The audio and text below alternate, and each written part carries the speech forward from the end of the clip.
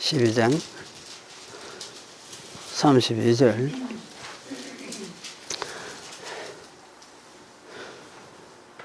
또 누구든지 말로 인자를 거역하면 사하심을 얻되 누구든지 말로 성령을 거역하면 이 세상과 오는 세상에도 사하심을 얻지 못하리라. 나무도 좋고 실과도 좋다 하든지 나무도 좋지 않고 실과도 좋지 않다 하든지 하라. 그 실과로 나무를 아느니라. 독사의 자식들아, 예수님 욕했죠. 너희는 악하니 어떻게 선한 말을 할 수 있느냐. 이는 마음에 가득한 것을 입으로 말하비니라. 예. 거기까지 읽겠습니다. 거룩하신 하나님, 오늘도 말씀을 함께 생각하려고 합니다. 이 말씀 속에 드러나 있는 하나님의 모습, 면모와 하나님의 뜻을, 또 하나님의 일하심을 우리가 잘 깨닫고 이해하고 그것을 통해서 말씀하시는 하나님의 뜻을 우리가 깨닫고 그래서 그것을 받아서 믿음으로 화합하고 그렇게 함으로써 하나님의 백성으로 살아가는 양식을 삼고자 이 시간도 모였습니다. 주의 성령께서 저희를 인도하시고 이끌어 주시고 또 이 말씀 속에서 오늘 또 주의 말씀을 듣는 시간이 되도록 하시고 오지 못한 사람들도 동일한 은혜를 주시고 영육간에 하나님께서 저희들에게 이 말씀을 통해서 하나님을 배움으로 저희가 하나님에 대한 경외심을 가질 수 있도록 하나님께서 은혜를 베풀어 주시옵소서. 예수님의 이름으로 기도하옵나이다. 아멘. 예, 지난 주일에 제가 이제 설교하면서 이 마태복음 16장 뒷부분 가지고 좀 설교를 했었는데 16장 뒷부분 설교하면서 지난 주일에는 제가 설교 중에 아마 그 세상을 심판하는 예루살렘을 심판하는 군대 천사라고 이야기해요. 천사를 다양하게 표현할 때 그 천사를 로마 군대도 천사에 포함시킬 수 있지 않겠느냐. 제가 그런 이야기를 좀 했는데요. 그건 좀 고쳐야 되겠다. 집으로 돌아가가 생각해 보니까 아무리 말해도 그래도 로마 군대를 그 천사에 포함시키게 되겠나. 이런 생각이 들어지고. 그래서 그거는 이제 그 도구로 사용한 거지. 도구로 사용했다. 이렇게 하면 되지. 그걸 굳이 천사라 이렇게 하면 말이 그 어폐가 있다. 어폐가 좀 있다는 생각이 들어가. 그렇게 말하는 거는 참 곤란하고 그랬구나. 제가 이런 생각이 들어졌습니다.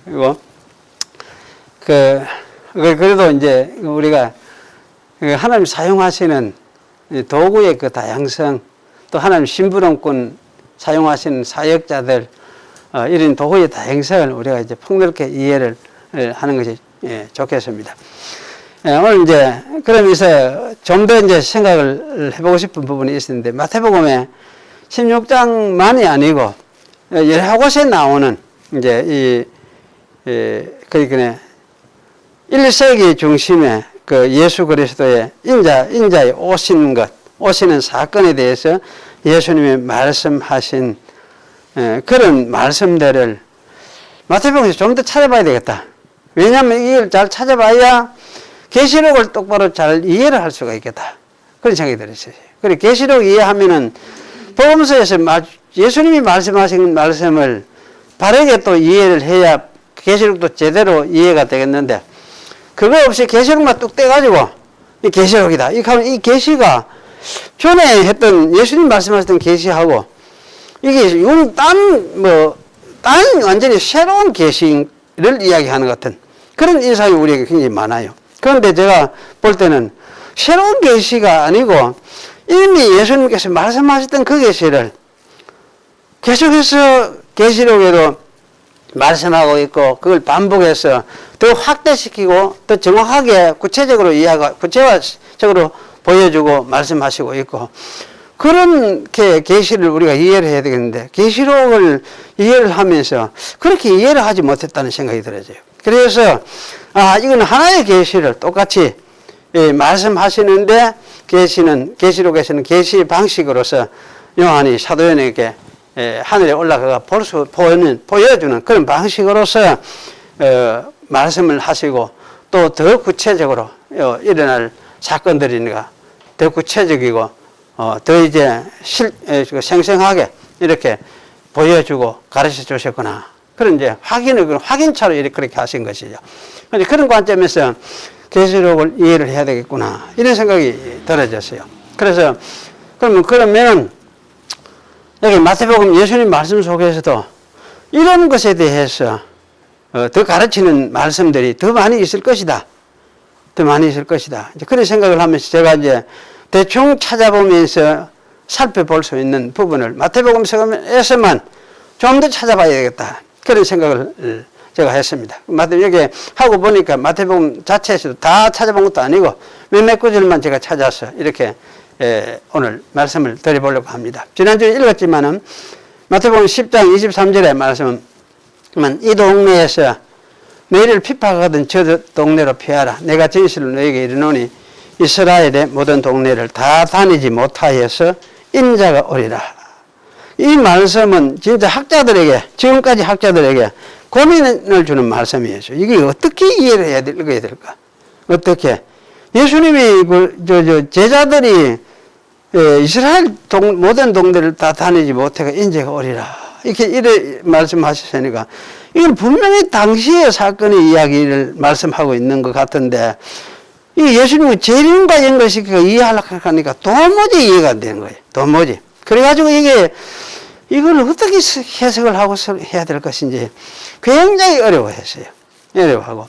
그래서 사실은 그게 이제 해결책이 바로 이제 1세기에 주님께서 그 사도들을 통해서 예루살렘 이스라엘에게 복음을 전하실 것을 말씀하고, 그러다가 이제 예루살렘 심판과 더불어서 이 말씀을 말씀하고 있구나, 이런 의미로서 이해를 하고, 그렇게 하고 보니까 이 말씀의 뜻이 명료하게 잘 이해가 될 수 있는 그런 말씀으로 깨닫게 되었습니다. 그래서 제가 이제 계시록에서 말하는 바와 같이 속히 될 일, 그렇게 믿지를 않고 아주 사악하게 예수님을 대적하고 싸우던 그러한 그 예루살렘 세력에 대해서 심판하실 그런 사건을 두고 예수님께서 인자가 올 것이다, 주 70년에 일어날 그런 사건을 염두에 두고 이런 말씀을 하셨구나,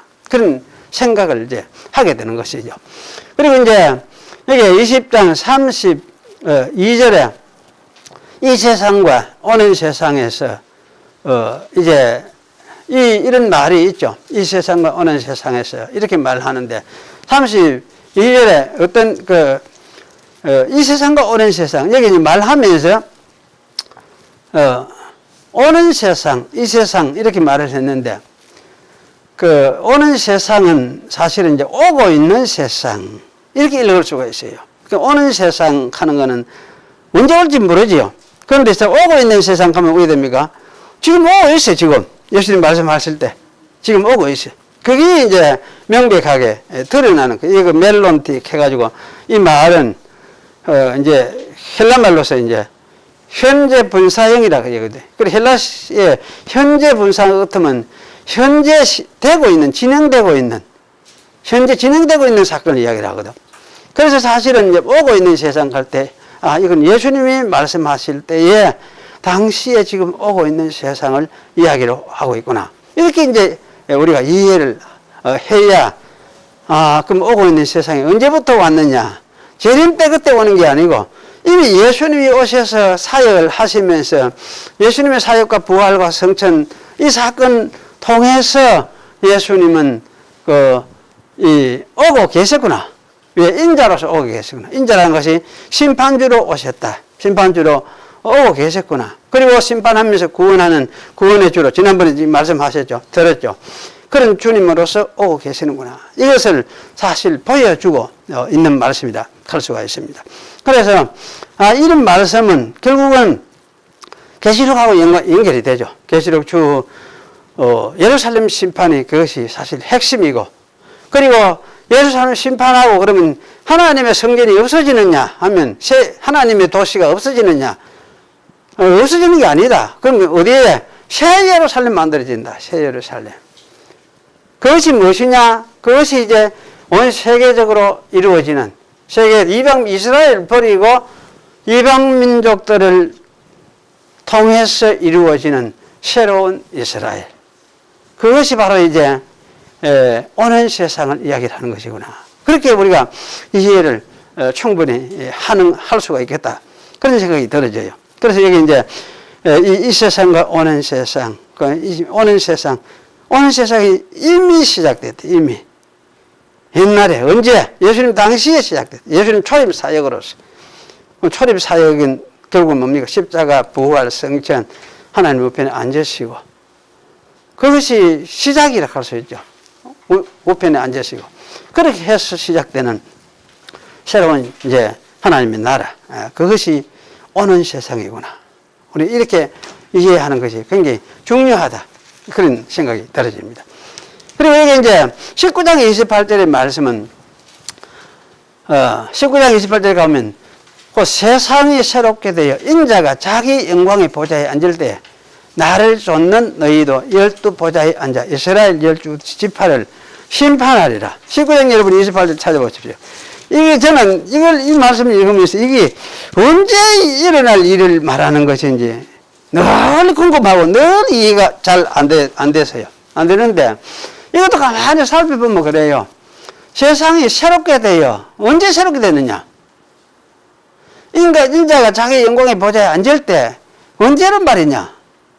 그럼 여기서 쭉 생각은 인자가 자기 영광의 보좌에 앉을 때 이거 하면 이게 이제 보좌에 앉아가 시작한다는 그런 의미가 있습니까? 맨 마지막에 와가 보좌에 앉았다 이 말입니까? 시작이라는 의미가 담겨져 있죠. 그럼 언제 보좌에 앉았습니까? 오세가 부활 성전 해가지고 하나님 우편에 앉으신 그게 시작이죠. 그게 시작이죠. 그렇게 여기서 이야기하는 것이 뭐냐면 이때가 이래 이제 인자가 보좌에 앉아가 다스리기 시작하는 이게 뭡니까? 이때가 무엇입니까? 세상이 새롭게 되는 때다. 그러면 예수님이 이것도 1세기 사건을 이야기를 하고 있어요. 1세기 사건을. 그래서 이것도 역시 1세기 사건을 말씀하고 있구나. 이런 이제 이해를 갖게 되죠.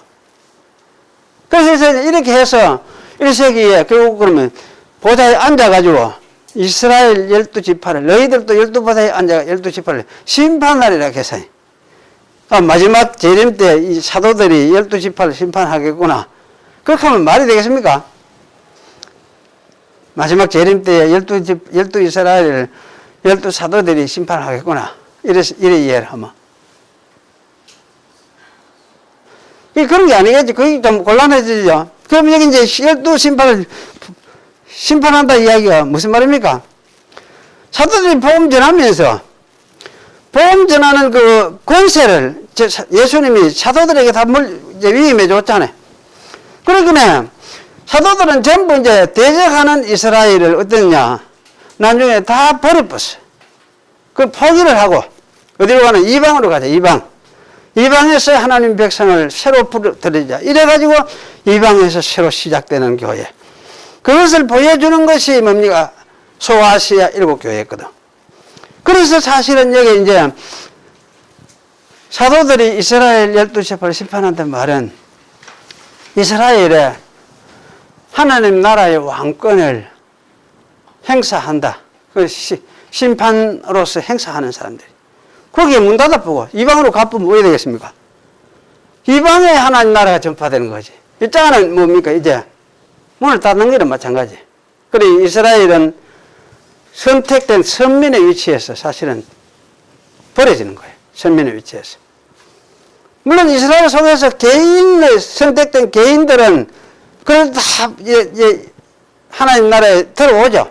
그런데 이스라엘이라는 이 선민의 위치는 그때 이제 포기되고 선민을 어디로 옮겨지느냐? 새롭게 모여지는 이방 나라 백성들 가운데서 선택해가 불러들이시는 그 사람들이 새로운 선민들이에요. 그래서 이렇게 해서 이런 일을 사도들이 할 수 있도록 그래 했어요. 그래서 사도행전을 보면 그랬죠. 복음을 전하다가 사도 바울이 복음을 전하다가 이쪽 길 골로 가려고 하니까 하나님 뭐가 그랬잖아요. 그래서 서쪽으로 가라, 니 서쪽으로 가라. 막아는 거예요. 그래, 이게 뭐냐면 사도들이 행하는 하나님 나라의 문을 여는 권세, 닫는 권세, 사도들에게 다 주어졌어요. 베드로에게도 그래 했죠. 천국 문을 네가 열는다. 열고 닫는 연설을 네게 준다. 이런 이야기 했거든요. 그런 거를 전부 다 이게 뭡니까? 왕권이라 표현을 해요. 왕권이라. 그래서 참 이런 이해가 굉장히 중요한 이해예요.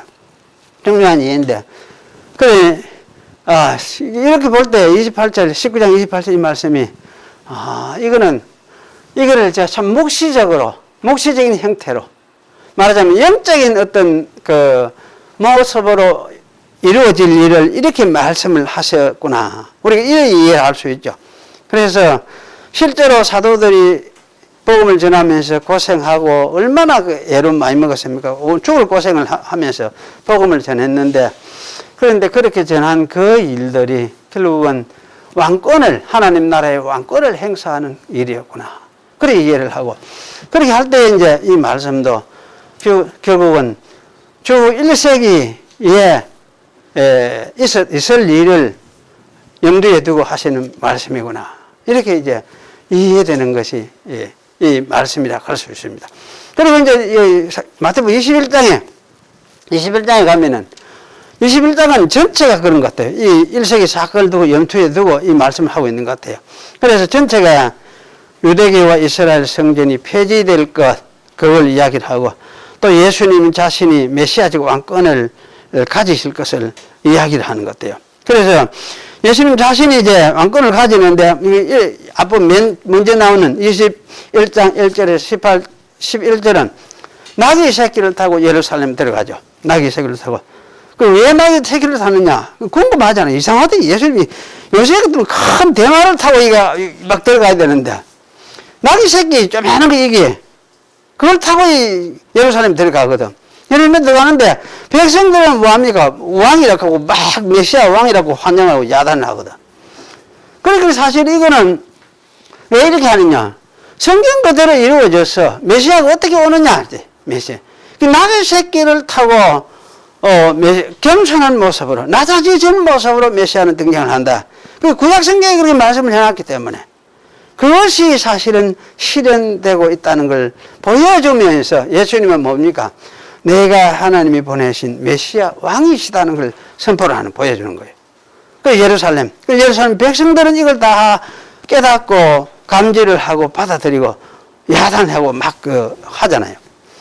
그래서 사실은 이렇게 하는데 이것을 깨닫지 못하는 그 사람들이 누굽니까? 예루살렘을 지배하고 있던 대제사장들, 또 백성의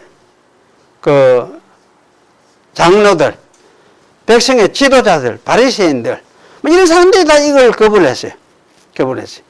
그래서 사실은 이런 자들에게 자기 왕권을 예수님이 선포를 하는 거죠. 메시아적 왕권을 선포하는 거예요. 이것이 사실은 21장 앞부분 1절에서 11절의 말씀입니다. 그리고 이어서 나오는 것이 무화과나무를 마르게 하시는 일이죠. 그리고 예수님 말씀은 이 무화과나무를 마르게 하면서 이 산들을 바다에 던지우라 해도 그대로 될 것이요. 야, 이건 또 언제 이야기냐 생각할 때 사실 이 산들을 바다에 던지우라 해도 될 것이요. 이 무슨 말씀인지 이 말부터 이해를 해야 될 거 아닙니까? 그럼 이 산들을 바다에 던진다는 말이 무슨 말이냐 할 때 이 산은 무슨 산이냐 할 때 뭐 이런 산, 우리나라에 있는 이런 산, 이 앞산, 그 산이 앞산이 아니에요. 팔공산이 아니에요. 여기 말하는 이 산은 어느 산입니까? 예루살렘에 있는 시온산이에요. 왜냐하면 예루살렘에 나갔다가 그날 밤 다른 데 마을에서 자고 다시 예루살렘 성문에 들어왔거든. 들어오는 상황에. 들어오면서 이런 일을 하셨으니까. 그러니까 사실 예수님이 이 산들을 바다에 던지라 해도 그대로 된다. 이 말은 예루살렘 시온산을 두고 하는 말이고. 그럼 예루살렘 시온산이 바다에 들려서 바다에 던져진다. 이 말은 결국은 무엇입니까? 예루살렘 산이 폐지가 된다. 없어진다. 예루살렘 산이라는 시온산이 없어진다는 말은 이스라엘이 없어진다. 이렇게 할 수도 있고, 그 구약의 산이라는 게 이제 왕권을 의미하는 경우가 많거든요. 왕권을 의미하는 경우가. 그래서, 그러면 이제 왕권 누가, 예루살렘의 왕권이 없어진다. 말하지, 예루살렘을 지배하고 있던 그 통치권이 없어진다. 그러면 뭘 이야기하느냐? 예루살렘 성을 폐지를 하고 그걸 심판할 것을 이야기를 하고 있구나. 그렇게 이야기를 했어요. 그렇게 읽을 수밖에 없죠. 그래서 이 무화과 나무에게 된 일, 이런 일뿐만 아니라 무화과 나무는 왜 죽었느냐? 예수님 참 이상한 분이네. 어떤 사람, 옛날 김용이라는 사람, 그 사람 그거 하더라고. 예수님 그거 이상하다. 늙은 무화과 나무를 들어오다가 배 좀 고프다고 해서 그거 말려 죽였다래. 이게 말이 안 된다, 자기는. 이해가 안 된다는 거예요. 왜 그랬을까? 왜 그랬을까? 해서. 그게 말이 되느냐, 이제. 그 아까운 생명인데, 그것도 자네 생명인데. 이렇게 하더라. 그 생명이 그걸 뭡니까? 창조주가, 그걸 만드신 창조주가, 그 나무 하나 말려놓는 게 무슨 문제입니까? 자기 권리로 하는 게인데. 자기 권리로. 그 나무에 뭐 하나님 형상이 있습니까? 하나님 형상 없거든, 나무에는. 동물한테 하나님 형상 없어요. 유일하게 하나님의 형상으로 지음받은 그것이 인간이에요. 그런데 나무 그거 하나 이제 한다고 해서 그것이 창조주가 못할 일이냐? 그리고 여기 이제 사실 이 무화과 나무는 구약을 이야기하면은 무화과 나무는 뭘 이야기하느냐 할 때 이거는 이스라엘을 가리키는 말이에요. 그러니까 무화과 나무를 말려봤단 말이 뭡니까? 이스라엘을 버렸다, 포기했다 이야기를 하지. 그럼 그 이야기 언제 버렸느냐? 언제 버렸느냐? 뭐 일생일 때 그랬잖아요. 이스라엘 포기하고, 특히 예루살렘 포기하고, 그 다윗 왕권은 이제 딴 데서 시작되는 거지. 이방인 가운데서 새로운 형태로서 교회로. 보여주는 그것이, 이것을 보여주는 것이 계시록 뒷부분에 21장, 22장 나오는 새 예루살렘, 새 하늘과 새 땅, 새 예루살렘이에요. 그러니까 이렇게 전부 연결이 돼요. 계시록하고 연결되어 있어요. 연결돼요. 그리고 여기 이제 뒤에 이 성전에 들어가서 이제 이 청소하시는 이런 일들이 쭉 나오죠. 쭉 나오고 하는데 이런 일을 하면서 이건 핵심이 뭡니까? 이 성전 지배하고 있는 당시의 백성의 대제사장들 또 백성의 장로들 이게 23절에 그랬죠. 대제사장들과 백성의 장로들이 나와가지고 시비를 걸어대니까 이들을 향해서 심판을 선언하죠. 너희가 하나님 나라하고 너희는 못 들어간다. 세리와 창기들은 들어가지만은 너희는 못 들어간다. 그 심판을 선언을 해보죠. 그리고 여기 이제 그 33절부터 이야기하는 이거 포도원 농부 비유. 그 악한 포도원이죠. 악한 농부들이죠. 세례를 받고 악한 농부들이죠. 농부 비유를 여기 말씀을 하는데 이것도 마찬가지예요. 이게 전부 1세기. 여기 이제 악한 농부 비유를 들면서 42절에 보면 여러분 어떻습니까? 건축자들이 버린 돌이 모퉁이 머릿돌이 되었나니 건축자들이 누를 건축자들을 세웠습니까? 예수님 당시 건축자들이 집 짓는 사람 무슨 집이겠습니까 이거는? 집을 지으면 성전 같으면 무엇입니까? 성전 짓는 사람들이지. 그럼 집을 지으면 집을 짓는 사람, 다윗의 왕국을 짓는 사람. 다윗의 왕국이 뭡니까? 하나님 나라니까. 하나님 나라를 건설하도록 그렇게 시험 받은 사람들이지. 그럼 그 사람들이 누구냐? 그 사람들이 이게 버린 돌 누굽니까? 예수님 자기지. 안 그렇습니까? 그 사람들이 버린 돌이 머릿돌이 되었다. 그 머릿돌이 되었다는 머릿돌을 가지고 이제 머릿돌을 놓으면서 그걸 기초로 해서 새로 건축되어 가는 거지. 시작이. 비로소 이제 새로운 시작을 이야기해요. 새로운 시작을. 그러니까 이 말씀은 예수님이 유대에 있는 이 유대의 백성의 지도자들, 대제사장들, 백성의 지도자들, 이런 사람들, 이거는 건축자들로 이들을 세워놨지만은 이들이 자기를 못 알아보고 메시아를 못 알아보고 그 왕노로 돼야 될 사람 메시아를 못 알아보고 버려버린 거지. 그런데 자기가 예수님 자신이 버림을 당했지만은 새롭게 진짜 머릿돌이 돼가지고 새롭게 건축을 시작을 하겠다. 하나님 나라를 새로 시작했다. 이 말씀을 하고 있는 거예요. 그러니까 이거는 뭡니까? 여기서 뭐 비유를 들어서 비유라고 해서 간단하죠. 뭐 다시 비유 포도농부 주인은 여러분 다 알 수 있겠죠. 이제 누가 주인이겠습니까? 포도농부 주인은 하나님 아버지가 그래 했죠. 하나님 아버지 이스라엘을 그 선택해가 그렇게 했잖아요. 그리고 여기 그 포도원은 말할 것도 없이 이건 이스라엘을 비교하고 있구나. 그러면 농부들은 누구냐? 너희들한테 맡겨놓은 기다. 새로서 하나님이 그 일 잘 하도록 맡겨놓은 것이다. 이런 의미로 지금 다 이 설명을 그 말씀하고 있어요. 그래서 이런 것이 전부 언제 일어날 사건을 이야기해주고 있느냐 하면 1세기 사건을 두고 이야기를 하고 있어요. 그리고 여기 22장에 나오는 혼인잔치 비유도 마찬가지예요. 이것도 마찬가지입니다. 여기도 보면은 여기 어떤 임금이 뭡니까? 혼인잔치를 열어놓고 아들을 위해서 혼인잔치를 열어놓고 사람들 청해온데 막 오라고 참견하니까 다 거절해버리는 거예요. 다 거절해버려요. 거절해버리고 이제 안 오니까 우리 사람 종들을 시켜가지고 길가로 나가서 보이는 대로 데리고 오느라. 이렇게. 그럼 길가로 나와서 보이는 대로 데려오는 길가로 데리고 오라 이 이야기는 뭡니까? 누가 안 오니까 그럼 딴 데 가가지고 이제 딴 사람들을 데리고 온대. 이거는 뭐 닥치는 대로 보이는 대로 이야기를 해서 우리 잔치에 참여하시오. 이렇게 해서 데리고 오는 사람을 이야기를 해요. 그래 이건 핵심 한마디로 말하면 뭡니까? 이스라엘이 거절을 하니까 이스라엘이 안 믿고 거절을 하니까 이제 이방으로 가서 이방 세계 사람들을 하나님 나라 천국에 참여하도록 하는 그 일을 하려고 하는 그것을 말씀하고 있어요.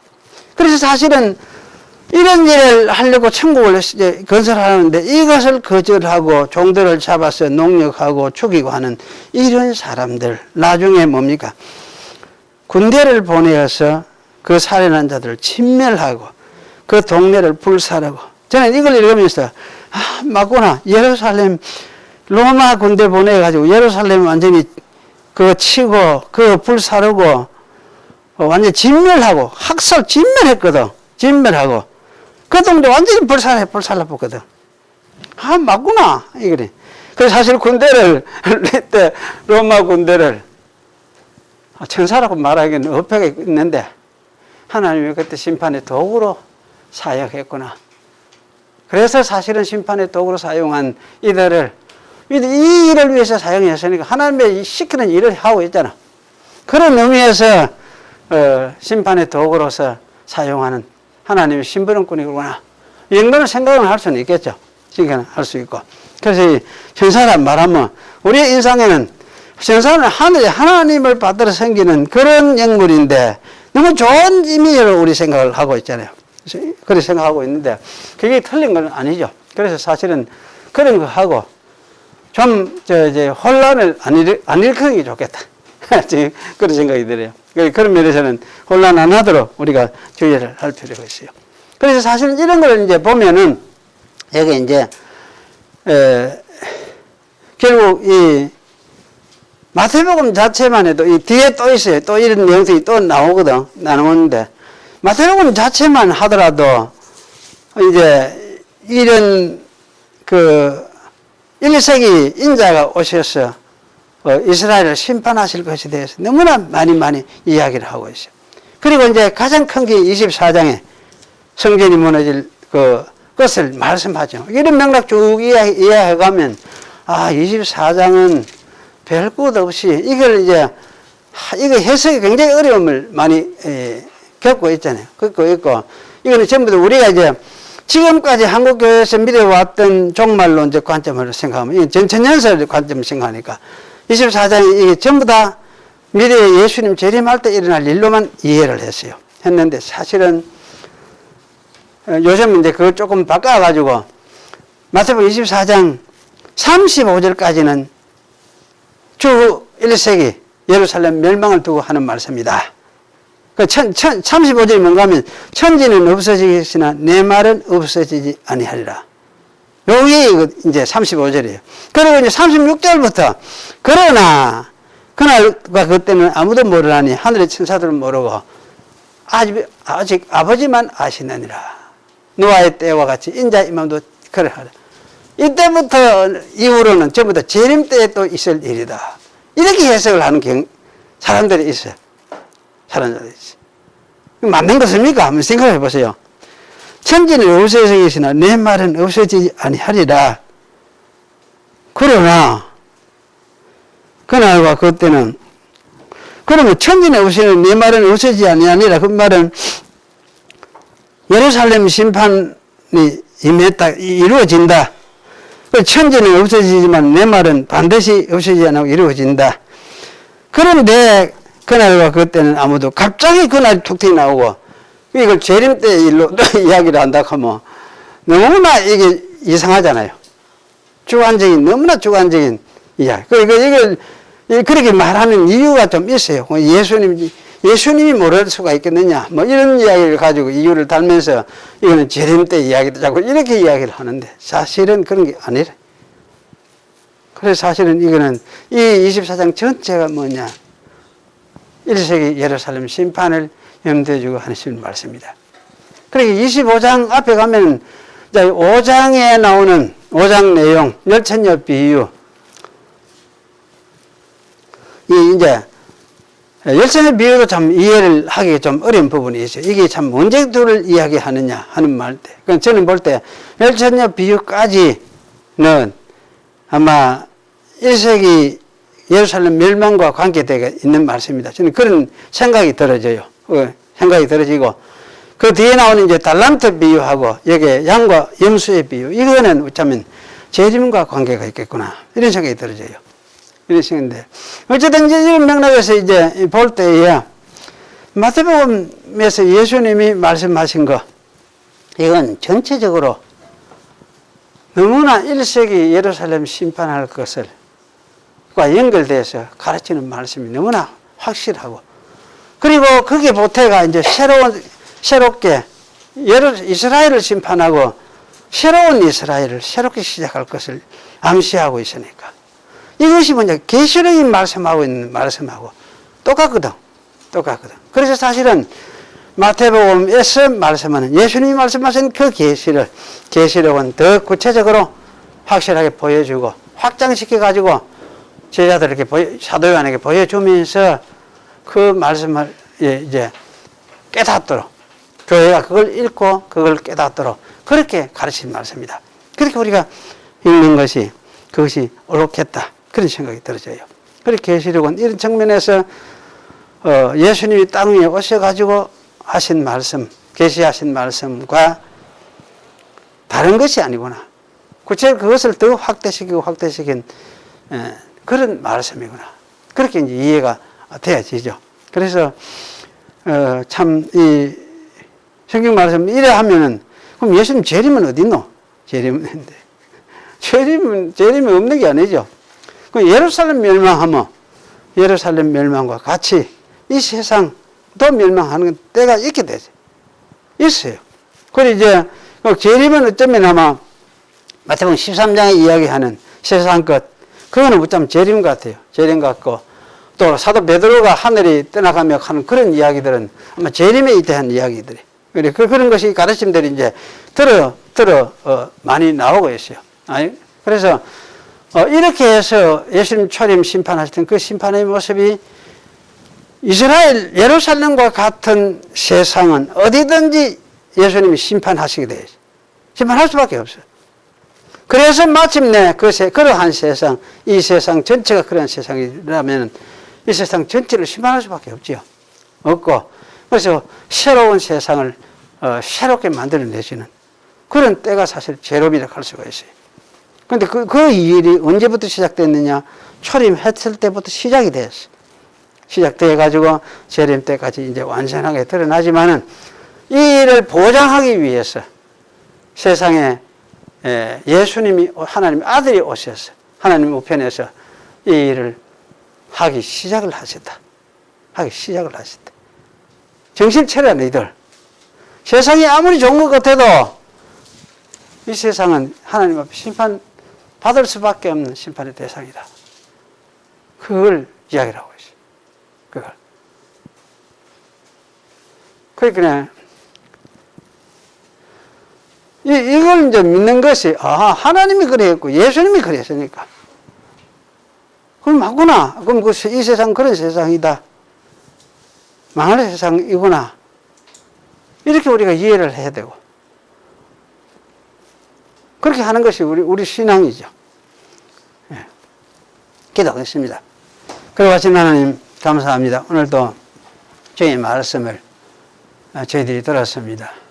이미 시작해서 시작된 하나님의 나라가 열려졌고 그때가 참 이스라엘을 자기의 하나님 나라의 영광스러운 자유에서 버리고 새롭게 이스라엘을 형성하시는 그런 시작을 하신 것을 우리가 배웠습니다.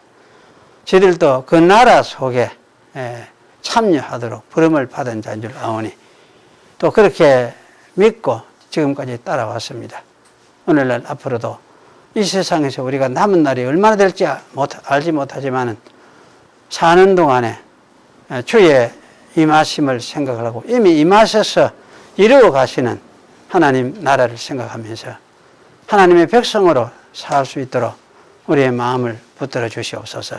세상에 유혹하는 것이 많고 우리에게 보여주고 강요하는 것도 많고 우리가 너무나 이런 가운데서 어려움을 겪고 살지만은 그러나 하나님의 백성으로서 하나님이 이 세상을 새롭게 새 창조로 완성해 내실 때가 또한 있음을 우리가 기억을 하면서 그 나라를 소망하며 살아가는 그런 저희들이 되게 하시고 또 그때까지 우리가 주님 안에서 이 세상을 떠날지라도 또 주 안에서 안식하며 주의 영 안에서 우리가 평강을 누리며 그렇게 주 안에서 있게 될 것을 기억을 합니다.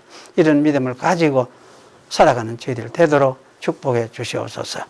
예수님의 이름으로 기도하옵나이다. 아멘.